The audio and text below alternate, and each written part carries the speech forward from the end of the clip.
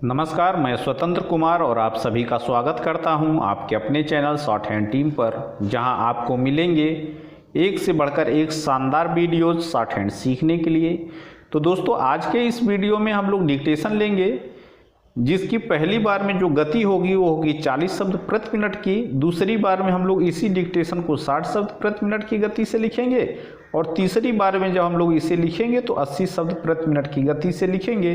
लेकिन अगर आपको ये नहीं पता है इसको संकेत लिपि में किस प्रकार से लिखा जा सकता है, यानी इसके प्रत्येक शब्द की आउटलाइन क्या होगी, तो आप इसके पहले वाले वीडियो में जा कर के देख लीजिए। हमने एक एक शब्द के आउटलाइन को लिख करके बताया है। तो आपके डिक्टेशन लिखने का जो समय स्टार्ट होगा वो होगा 5 सेकंड के बाद। तब तक के लिए आप रेडी रहें।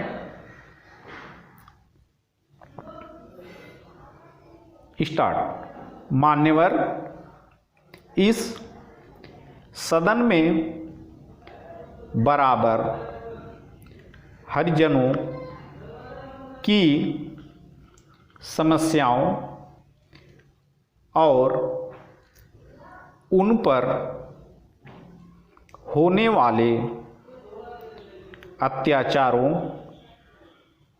पर चर्चाएं होती हैं और पिछले 40 वर्षों में ना जाने कितनी बार चर्चाएं हुई होंगी, लेकिन आज भी हरिजनों को शोषण से मुक्ति नहीं मिली है। आज भी इस देश में सबसे ज़्यादा इस देश के हरिजन और गिरिजन भूख, रोग, मौत और अपमान के शिकार होते हैं। इसका क्या कारण है? श्रीमान, इसके कई कारण हैं, जिनमें एक कारण हिंदुस्तान की जाति व्यवस्था है। इस जाति व्यवस्था ने पिछले 5000 वर्षों में देश के हरिजनों और गिरिजनों की सत्ता की संपत्ति, क्षमता, साहस, हंसी और खुशी को छीनकर उनको हीन बना दिया है।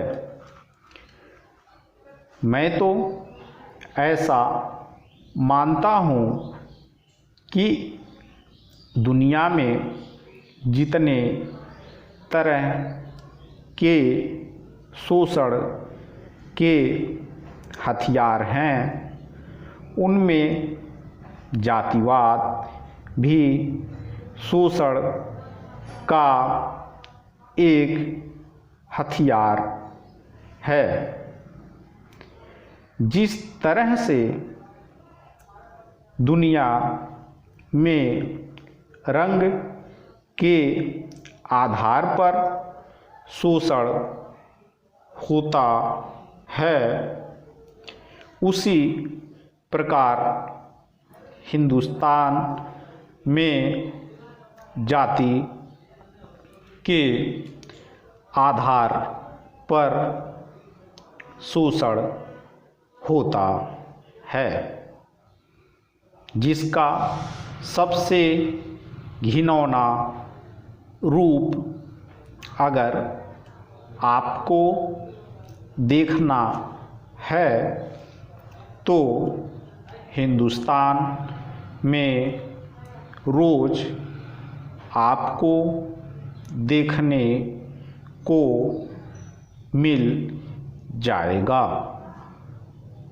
इसलिए मेरे इस विचार से पूरा सदन सहमत होगा कि जब तक इन गरीब हरिजनों को अपने जीवन में अपने पैरों पर खड़े होने का अवसर नहीं मिलेगा, ये स्वावलंबी नहीं होंगे, तब तक हमारे देश का विकास नहीं होगा।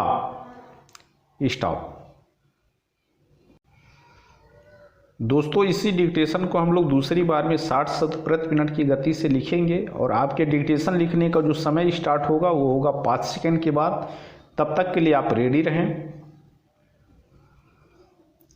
स्टार्ट। मान्यवर, इस सदन में बराबर हरिजनों की समस्याओं और उन पर होने वाले अत्याचारों पर चर्चाएं होती हैं और पिछले 40 वर्षों में ना जाने कितनी बार चर्चाएं हुई होंगी, लेकिन आज भी हरिजनों को शोषण से मुक्ति नहीं मिली है।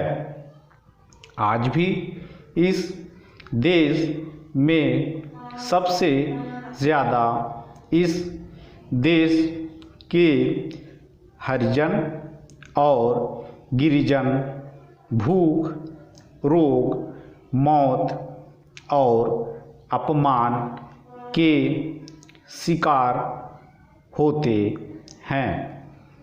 इसका क्या कारण है श्रीमान? इसके कई कारण हैं, जिनमें एक कारण हिंदुस्तान की जाति व्यवस्था है।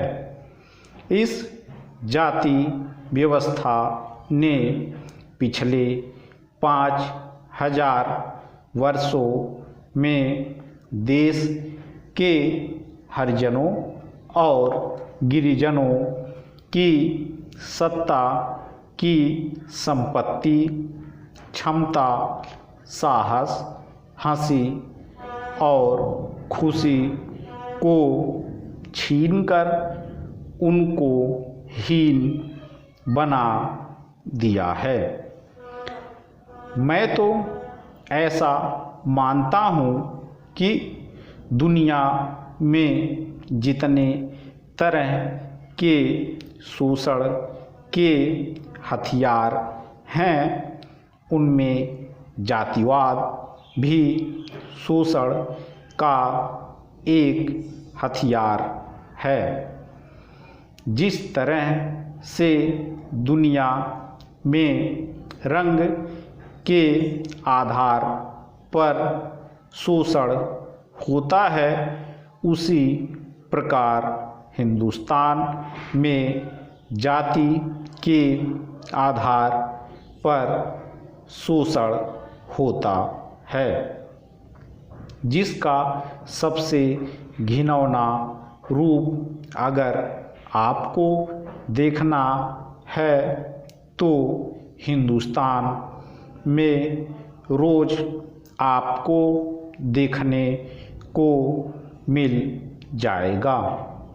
इसलिए मेरे इस विचार से पूरा सदन सहमत होगा कि जब तक इन गरीब हरिजनों को अपने जीवन में अपने पैरों पर खड़े होने का अवसर नहीं मिलेगा, ये स्वावलंबी नहीं होंगे, तब तक हमारे देश का विकास नहीं होगा।